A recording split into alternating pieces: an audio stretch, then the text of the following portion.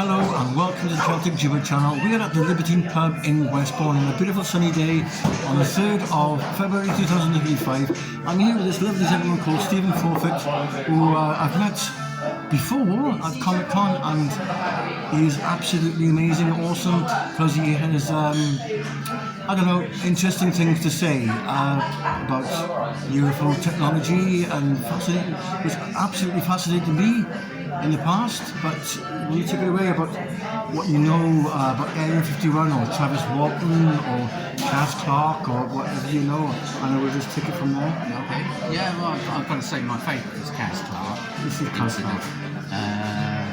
Actually, to be honest, I don't know what's going on at the moment because it's been a while since she's done any updates, and I know She seemed to have disappeared. Yeah. I did contact her on Facebook. We were talking about the Penn Turk incident, and I believe that's. But they say it was a military exercise, wasn't it? That's what they tried to say. So they tried to say it was a military exercise, but you don't do military exercises over people's houses and where they live. And bear in mind, I believe also what's important, it was the lamb season as well, and the military would not partake in anything like that.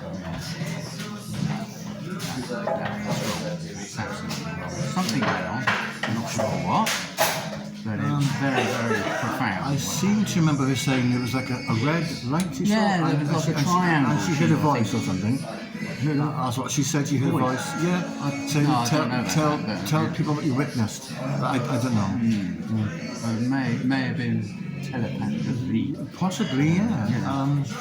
Do you believe she's genuine, or? I do believe. I think she seems genuine and sincere. Because, like I said, you can tell when people are. What about sincere. people like Travis Walton there? Because he seems genuine as well. He passed the lie detector test as well, didn't he? He did. Yes. Travis Walton, to those who don't know. In America. Yeah, well, for those who don't know, Travis Walton, he was just, was he a labourer or something, or a woodcutter or something? A woodcutter. He was. There was about 6 or 7 witnesses there, and they made a film about it, called Fire in the Sky. Travis Walton, I believe him too. He wasn't openly filmed. No, because as with everything, they took advantage. Yeah. They sort of glamorized it and give it the Hollywood treatment, you know? The Hollywood treatment. No one needs that. Oh, no.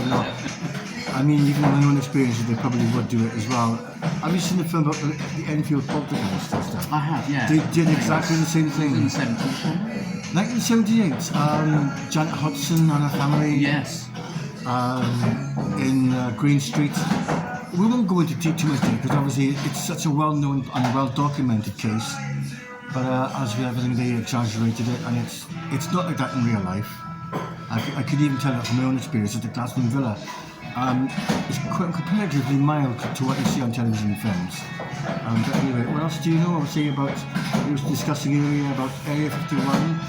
I don't believe there are beings there because it couldn't possibly. I don't know how they could enter our atmosphere and survive unless they got the same oxygen things as we have. 1947. It was in the summer of 1947, wasn't it?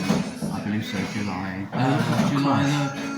I think I might be saying it might have been July the 4th. July the 3rd. American independence. Yeah. My goodness. Which is a strange. Well, the government did say at first they did say it was a disc, but then they quickly covered it up. By saying it was an air balloon. There was a fella there.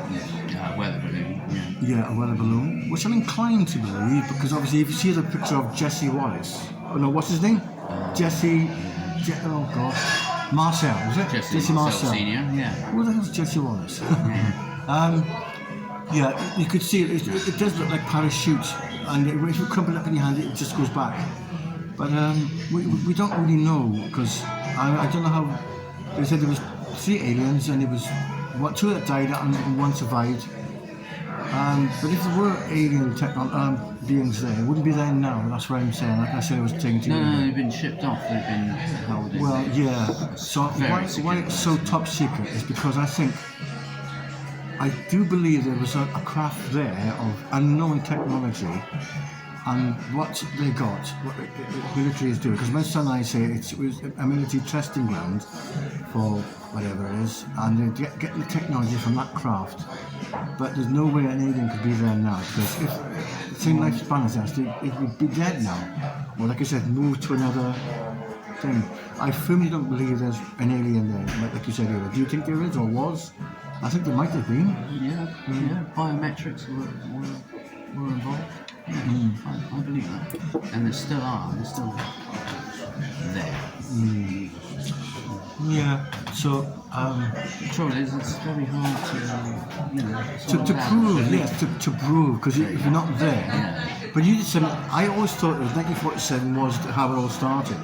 But you said there was a 1942 incident as well. 1942 incident. Yeah. Could you explain that first, please? Trinity. Yeah. Again, this is in the atomic era.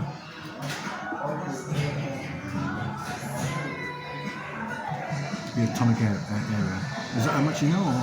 Yeah, that's all I know. I don't really know a great deal, but I've heard of this. What about this footage that you see That's why the military was able to be so quick on the spot with Roswell. Yeah, Roswell. That's right. So why did they get involved? I mean, do you think it could also be just drones like you see over in New Jersey? Are you swamp gas? Is that what you're talking about? Yeah. Oh yeah. Yeah. Yeah, highly amusing. This is shameful advertising on one of Guinness, yeah? And I'm nearly there, by the way, if you know what I mean. This is my second one. I very seldom drink, as you all know. So, where do you come from? Born and bred in Bournemouth. Oh, right. So, do you live there now? Poole. Oh, in So Poole. moved Not far over from to here. the next district.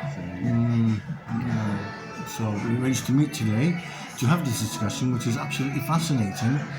It's always fascinated me even since childhood.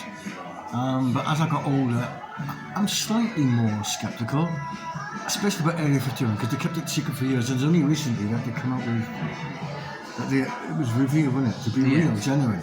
I believe the phenomena is real, but I don't think Area 51 has anything alien there apart from the craft that was crashed there.